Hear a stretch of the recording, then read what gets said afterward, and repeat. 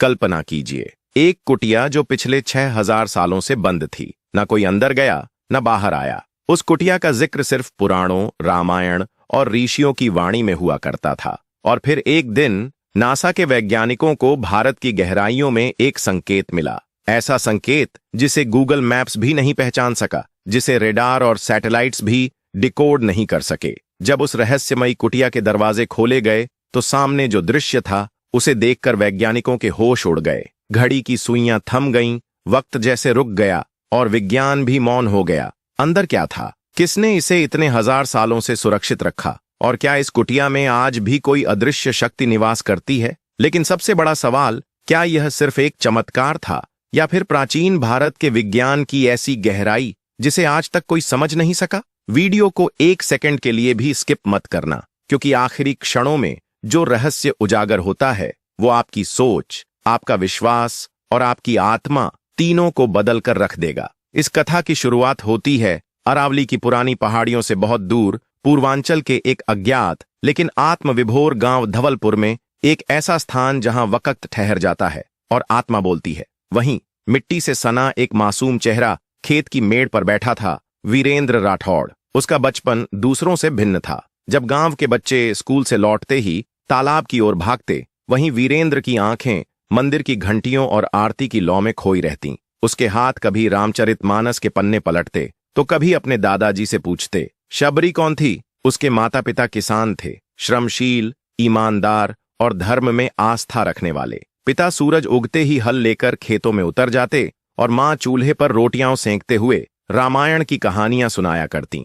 वे कहानियां केवल शब्द नहीं थीं, वे उसके मन की मिट्टी में ऐसे समा गईं जैसे कोई बीज जो वर्षों बाद वटवृक्ष बन जाए। समय के साथ वीरेंद्र की सोच भी गहराती गई। उसकी आंखों में वह जिज्ञासा झलकती थी जो केवल जिज्ञासुओं के हिस्से आती है। जब अन्य बच्चे गणित के सवालों में उलझे होते, तब वीरेंद्र इतिहास की किताबों में धर्म, दर्शन और विज्ञान के छिपे सूत्र तलाशता। महज 10 वर्ष की आयु में उसने अपने भीतर एक प्रण ले लिया था। मैं भारत के भूले हुए अध्यात्म को फिर से जागृत करूंगा। पढ़ाई में हमेशा अव्वल रहने वाला वीरेंद्र जिला स्कूल गया, फिर सरकारी छात्रवृत्ति के माध्यम से दिल्ली पहुंचा। वहां से उसने आईआईटी जैसे प्रतिष्ठित संस्थान में प्रवेश पाया। पर यहां भी वह औरों से अलग था। जहां बाकी छात्र विदेशी शोधपत्रों में उलझे रहते, वीरेंद्र वेदों, उपनिषदों और पुराणों में विज्ञान के सूत्र खोजा करता। कई बार जब प्रोफेसर उसकी रुचियों पर मुस्कुराते या व्यंग्य करते तो वह शांत भाव से कहता, हमारे ऋषियों ने जो सहस्रों वर्ष पहले जान लिया वही आप आज लैब में दोहराने का प्रयास कर रहे हैं, बस भाषा अलग है। धीरे धीरे उसकी यह अलग सोच संस्थान में एक पहचान बन गई। पोस्ट ग्रेजुएशन के दौरान उसकी रिसर्च थी भारत के गुप्त आध्यात्मिक स्थलों में छिपी विद्युत चुंबकीय ऊर्जा पर। यह शोध इतना गहन था कि उसकी चर्चा नासा तक पहुंची। नासा ने उसे विशेष निमंत्रण भेजा, भारी वेतन का प्रस्ताव भी आया, पर वीरेंद्र ने शालीनता से मना कर दिया। उसका उत्तर सीधा और गूढ़ था, मैं उस भूमि से हूं जहां वाल्मीकि ने रामायण की रचना की। मैं उस माटी को छोड़कर कहीं और अपनी बुद्धि नहीं अर्पित कर सकता। इसके बाद वीरेंद्र का जीवन बदल गया। वह एक साधक, एक खोजकर्ता और एक सनातन वैज्ञानिक बन गया। कभी वह केदारनाथ की गुफाओं में ध्यानमग्न पाया गया, तो कभी गिरनार पर्वतों पर प्राचीन ऋषियों के पदचिह्न ढूंढता। कभी वह ओडिशा के लुप्त मंदिरों में चुपचाप खड़ा रहता, तो कभी महाराष्ट्र के जंगलों में किसी भूले हुए आश्रम की खोज में भटकता। उसकी यात्रा केवल भौगोलिक नहीं थी, वह आत्मा की गहराइयों में उतरने की एक चेष्टा थी। उसकी यात्राएं हमेशा एकांत में होतीं, जैसे किसी तपस्वी की साधना। ना कोई टीम, ना शोर, बस एक पुराना कैमरा, कुछ वैज्ञानिक उपकरण और एक जर्नल जिसमें वह हर संकेत दर्ज करता। सोशल मीडिया पर उसकी खामोश खोजें अब गूंज बनने लगी थीं। लोग उसे एक शोधकर्ता नहीं, आधुनिक आर्षी कहने लगे। और फिर एक दिन एक भूले बिसरे लेख ने उसकी यात्रा की दिशा ही बदल दी। उसमें छत्तीसगढ़ के शिव नारायण क्षेत्र का जिक्र था, जहां कभी शबरी की कुटिया रही थी। कोई ठोस प्रमाण नहीं, सिर्फ एक संभावना। लेकिन वीरेंद्र के भीतर कुछ कांप उठा। क्या मैं उस भूमि को छू सकता हूं जहां श्री राम ने प्रेम से बेर स्वीकार किए थे? उसी क्षण उसने निर्णय लिया, बिना किसी योजना के। वो कुछ उपकरण, 2 जोड़ी कपड़े और बचपन से मां द्वारा दी गई रामचरितमानस की प्रति लेकर निकल पड़ा। ट्रेन में बैठते ही उसका मन स्थिर हो गया। मंत्रों की गूंज उसके भीतर चलती रही, जैसे कोई अदृश्य शक्ति उसे बुला रही हो। शिवनारायण गांव साधारण सा दिखता था, लेकिन उसकी खोजती नजरें थकी नहीं थीं। वह बुजुर्गों से मिला, आदिवासी लोकगीतों में शबरी की छाया खोजी। किसी ने कहा, यहां कभी एक तपस्विनी थी शबरी। कोई रास्ता नहीं बचा था, पर जहां प्रमाण चुप होते हैं वहां आस्था बोलती है। एक सुबह वह अकेले जंगल में चल पड़ा। रास्ता कठिन था, कांटे, फिसलन, भूख, लेकिन उसकी मां की आवाज भीतर गूंजती रही। जैसे शबरी की भक्ति ने राम को खींचा, वैसे ही तेरी तपस्या तुझे मंजिल तक ले जाएगी। 7 दिन बाद थके पैरों, उलझी दाढ़ी और छाले भरे कदमों के साथ वह एक चट्टानों के बीच रुका। हवा में कुछ अलग था, एक अजीब सी शांति, एक सूक्ष्म कंपन। झाड़ियों के पीछे जमीन असामान्य लग रही थी। उसने कांटों को हटाया, झाड़ियां साफ कीं, हाथ लहूलुहान हो गया, लेकिन उसके भीतर कुछ जाग उठा। वहां एक छिपी हुई गुफा का मुंह था, जैसे समय ने उसे छुपा रखा हो। धड़कनें तेज थीं। यह कोई साधारण खोज नहीं थी, यह एक युग की स्मृति थी, और अब वह स्मृति किसी उत्तर की मांग कर रही थी। पत्थरीली जमीन थी, जैसे युगों से किसी ने उस पर कदम न रखा हो। टूटे हुए वृक्षों की जड़ें, सूख चुकी बेलें और हवा में पसरा एक घना सन्नाटा, जो किसी डर की तरह नहीं बल्कि संघन स्मृति की तरह लगता था। लेकिन वीरेंद्र राठौड़ के पांव रुके नहीं। उसने आगे बढ़ते हुए एक ऊबड़ खाबड़ मैदान पार किया, और फिर उसकी आंखों के सामने एक अजीब सी संरचना उभरी। ना पूरी तरह खंडहर, ना ही पूरी तरह गायब। मिट्टी में आधी दबी, समय की परतों से लिपटी, और ऊपर से एक पुरानी पीपल की शाखा जैसे उसे ढकने आई हो। यह स्थान किसी मंदिर जैसा नहीं लगता था। कोई घंटी नहीं, कोई मूर्ति नहीं, लेकिन वहां जो ऊर्जा पसरी थी वह किसी मठ के ध्यान जैसी थी, शांत, गूंजती, भीतर तक जाती हुई। वीरेंद्र चुपचाप वहीं बैठ गया। उसने मिट्टी को छुआ, उंगलियों से दीवारों पर छपी आकृतियों की रेखाओं को महसूस किया। उसकी आंखें कैमरे से देखती थीं,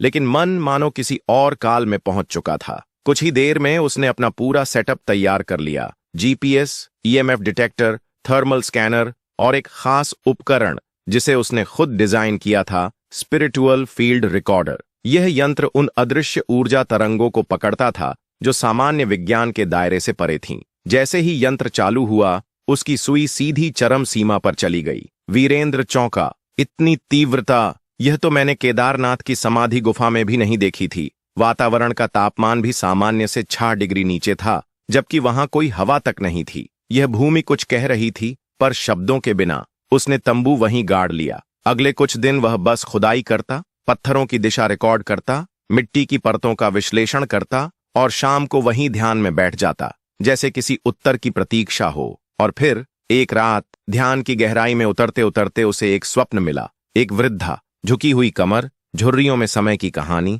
साधारण वस्त्र और आंखों में संतोष की चमक। वह मुस्कुराई और बोली, तू आ ही गया, मैं तुझे बहुत पहले से बुला रही थी। वीरेंद्र की नींद टूट गई। शरीर पसीने से भीग चुका था, लेकिन हवा में कुछ हल्का सा कंपन अब भी बह रहा था, जैसे दीवारें भी उसकी अनुभूति में शरीक थीं। अब कोई संशय नहीं बचा था, यही वो स्थान था जहां शबरी ने प्रतीक्षा की थी, जहां राम ने प्रेम से बेर स्वीकार किए थे, जहां इतिहास अब भी धड़कन की तरह जीवित था। उसने अगले दिन अपने सोशल मीडिया चैनल पर एक पंक्ति पोस्ट की, मैं वहां हूं जहां भारत का हृदय अब भी धड़क रहा है, बस सुनने वाले कान और समझने वाली आत्मा चाहिए। वो पोस्ट जैसे आग बनकर फैल गई। वीडियो वायरल हुआ, लाखों लोगों ने देखा। लोगों ने इसे सिर्फ खोज नहीं, एक सनातन संकेत माना। और इस बार नजरें केवल भारत से नहीं थीं। नासा ने चुपचाप संपर्क साधा। वे पहले से ही वीरेंद्र की रिसर्च ट्रैक कर रहे थे, लेकिन अब मामला गहराता जा रहा था। कुछ ही दिनों में भारत सरकार को एक विशेष निवेदन मिला। हम एक विशिष्ट क्षेत्र में विद्युत चुंबकीय और भूगर्भीय परीक्षण करना चाहते हैं। जब सरकार ने उस क्षेत्र का नाम देखा, शिवनारायण वन क्षेत्र, तो वे चौंक गए। यह तो वर्षों से आरक्षित और प्रतिबंधित इलाका था, लेकिन वीरेंद्र राठौड़ की रिपोर्ट, डेटा और विश्लेषण इतने वैज्ञानिक और सुसंगत थे कि एक विशेष अनुमति जारी कर दी गई। और फिर अमेरिका से 3 वैज्ञानिक भारत की धरती पर उतरे। वे भले आधुनिक उपकरण लेकर आए थे, लेकिन जिन रहस्यों से उनका सामना होना था, उनके उत्तर शायद किसी मंत्र में, किसी पवित्र मिट्टी में छिपे थे। 3 चेहरे, 3 देश, 3 दृष्टिकोण। डॉक्टर एम्मा हैमिल्टन, ख्याति प्राप्त भूगर्भ विज्ञानी। डॉली जॉनसन, ऊर्जा तरंगों पर रिसर्च कर चुकी नोबेल नामांकित वैज्ञानिक। और डॉक्टर शाओ टिंग, एशिया की अग्रणी एसोसिएट प्रोफेसर, जो पदार्थ की चेतना पर रिसर्च कर रही थीं। इन तीनों ने भारत पहुंचते ही वीरेंद्र राठौड़ से संवाद किया। जिस गर्मजोशी की उन्हें उम्मीद थी, वैसी कोई आत्मीयता नहीं मिली। मिला तो एक सीधा उत्तर, जिसमें स्पष्टता और शर्तें थीं। आप इस भूमि का अध्ययन कर सकते हैं, लेकिन इसे छेड़ेंगे नहीं। न खुदाई, न तोड़फोड़। जो जानना है मुझसे पूछिए, लेकिन इस धरती की मर्यादा बनी रहनी चाहिए। तीनों वैज्ञानिक चकित रह गए। एक युवा, जो न किसी संस्थान से जुड़ा था, न किसी अंतर्राष्ट्रीय मिशन का हिस्सा, उसके आत्मविश्वास में ऐसा विज्ञान और संस्कार का मेल था जिसे उन्होंने पहले कभी महसूस नहीं किया था। जब वे उस गहरे वनक्षेत्र में पहुंचे जहां वीरेंद्र ने डेरा डाला था, तो सबसे पहले डॉक्टर एम्मा ने अपना भूचुंबकीय स्कैनर ऑन किया। स्क्रीन पर आते ग्राफ अजीब थे, जैसे जमीन के नीचे कोई धड़कती हुई ऊर्जा छिपी हो। डॉली जॉनसन का मैग्नेटोमीटर संकेत दे रहा था, यह जमीन पृथ्वी की सामान्य विद्युत आवृत्तियों से बिल्कुल अलग है। यह जैसे किसी प्राचीन स्रोत से संचालित हो रही है, जिसकी प्रकृति विज्ञान के दायरे से बाहर है। उनकी रीडिंग्स जल्द ही नासा हेडक्वार्टर भेज दी गईं। वहां से प्रतिक्रिया आई, यहां एक प्राचीन विद्युत ऊर्जा का केंद्र मौजूद है जो संभवतः 5000 वर्षों से सक्रिय है। लेकिन उन वैज्ञानिकों को यह नहीं मालूम था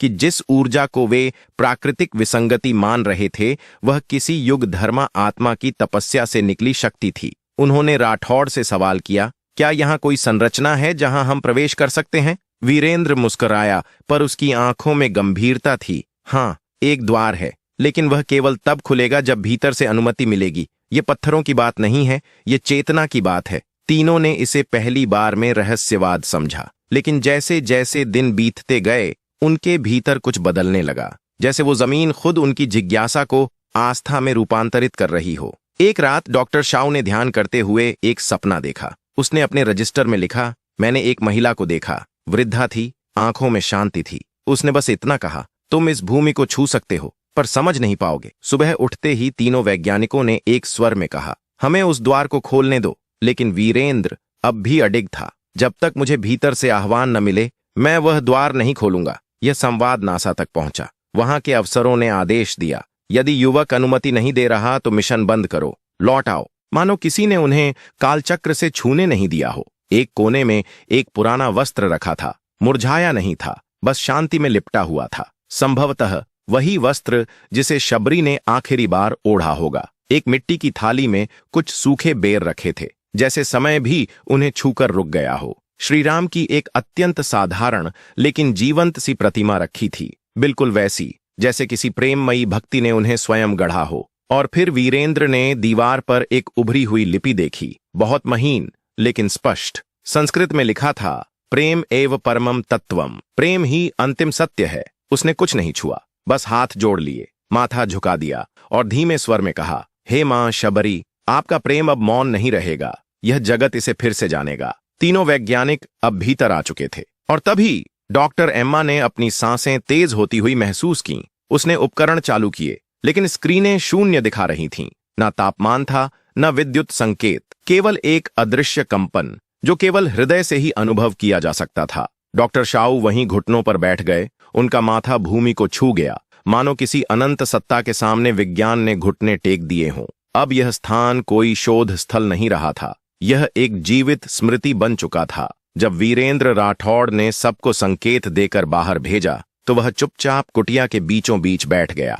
उसने आंखें मूंद लीं और गहरी ध्यानावस्था में चला गया। उस साधना में वह शबरी की प्रतीक्षा, उसका अटूट प्रेम, उसके अश्रु और प्रभु श्री राम की करुणा से एकाकार हो गया। उसे लगा मानो वह समय की सीमा लांघकर उस युग में पहुंच गया है जहां राम ने शबरी से कहा था, तेरा प्रेम ही सबसे बड़ा सत्य है। जब वीरेंद्र ध्यान से उठा, उसकी आंखें भीगी थीं, मगर उसका चेहरा शांति और अनुभव की आभा से चमक रहा था। उसने कुटिया के दरवाजे को सावधानी से फिर से बंद किया, ताला लगाया और पास ही कुछ पत्थरों से एक छोटा सा मंदिर बनाकर वहां एक पंक्ति लिख दी, यह स्थान अब भी जीवित है, पर केवल उसे जो प्रेम से देखे। जब नासा की टीम अमेरिका लौटकर अपनी रिपोर्ट सार्वजनिक की, तो पूरी दुनिया हैरान रह गई। उन्होंने कहा, हमने एक ऐसे ऊर्जा क्षेत्र का अनुभव किया है जिसे न विज्ञान परिभाषित कर सकता है, न कोई तकनीक माप सकती है। यह ऊर्जा किसी भौतिक स्रोत की नहीं, बल्कि शुद्ध प्रेम की है, एक आध्यात्मिक शक्ति। इस अनोखी खोज के बाद संयुक्त राष्ट्र की एक विशेष समिति ने उस कुटिया को विश्व धरोहर घोषित किया। लेकिन भारत सरकार और वीरेंद्र राठौड़ ने एक महत्वपूर्ण शर्त रखी। यह स्थान कभी भी एक पर्यटक स्थल नहीं बनेगा। केवल वही इसे देख पाएगा जिसकी आत्मा इसे पुकारे। इसके अगले ही वर्ष वीरेंद्र अपने गांव धवलपुर लौटा और एक आधुनिक गुरुकुल की स्थापना की, जहां बच्चों को वेद, विज्ञान और भारत के गौरवशाली इतिहास की समग्र और संतुलित शिक्षा दी जाती थी। उसका यूट्यूब चैनल अब सिर्फ अनुसंधान का मंच नहीं रहा, वह अब एक आध्यात्मिक आंदोलन बन चुका था। हर साल कार्तिक पूर्णिमा पर वह अकेले उस कुटिया में जाता, एक दीप जलाता, शबरी को नमन करता और बिना कोई शोर किए लौट आता। एक बार एक पत्रकार ने उससे पूछा, क्या आपने वहां कभी भगवान श्री राम को देखा है? वीरेंद्र ने शांत मुस्कान के साथ उत्तर दिया, नहीं, मैंने उन्हें देखा नहीं, लेकिन महसूस किया है। और कई बार महसूस करना देख लेने से भी अधिक होता है। यहीं समाप्त होती है वह अविश्वसनीय यात्रा, जहां विज्ञान ने सिर झुकाया और प्रेम को अंतिम सत्य के रूप में स्वीकार किया। क्योंकि 6000 वर्षों के बाद एक साधारण किसान का बेटा, जिसने सच्ची नीयत और निर्मल मन से खोज की, वही उस रहस्य के द्वार तक पहुंच पाया जिसे युगों से कोई छू भी नहीं पाया था। और शायद यही इस कथा की सबसे बड़ी सीख है कि महान खोजें हमेशा दूरबीनों, नक्शों या प्रयोगशालाओं से नहीं निकलती। वे जन्म लेती हैं मौन तपस्या में, प्रेम की निर्मलता में और उस आंतरिक पुकार में जिसे केवल मन की गहराइयों में सुना जा सकता है। कोई जगह तभी पवित्र होती है जब वहां जाने वाला हृदय पवित्र हो। कोई प्रमाण तभी प्रकट होता है जब खोज विश्वास से की जाए। वीरेंद्र की यात्रा इस युग को याद दिलाने आई थी कि आस्था और विज्ञान कोई दो विपरीत ध्रुव नहीं, बल्कि एक ही सत्य की दो दिशाएं हैं। एक बाहर की ओर जाती है और दूसरी भीतर की ओर। जब मन संदेह से मुक्त होता है और हृदय केवल देने को तत्पर होता है, तब कोई भी युग, कोई भी सत्य खुद को प्रकट कर देता है। और तब हम पाते हैं कि सबसे महान चमत्कार वही होता है जो भीतर घटता है, नयन मूंद कर, अंतःकरण खोलकर। अगर आपने इस वीडियो को यहां तक देखा है तो ये सिर्फ एक कहानी नहीं, बल्कि एक अनुभव बन चुका है। शबरी की प्रतीक्षा, श्री राम का प्रेम और वीरेंद्र की तपस्या,